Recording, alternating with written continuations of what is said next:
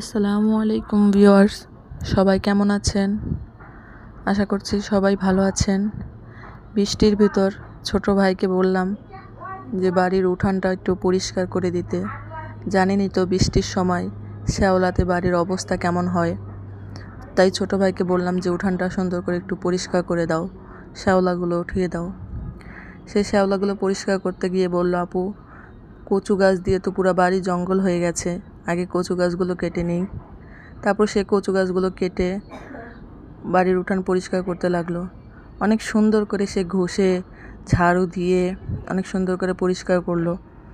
আসলে সে অনেক কাজই করলো আজকে, যদিও সে সহজে কোনো কাজ করে না, বাট আমি বললাম আমার কথা অনুযায়ী সে আমার বাড়িটা পরিষ্কার করে দিল। অনেক সুন্দর করে করছে, দেখেন কি সুন্দর করে ঘষে পরিষ্কার করছে। বলছে, দেখো তোমার বাড়ি কি শ্যাওলা পড়ছে। সাথে ওনার ভাগ্নেও যোগ হয়ে গেল, মামা ভাগ্নে মিলে আমার বাড়ি পরিষ্কার করে দিল। সবাই দোয়া করবেন।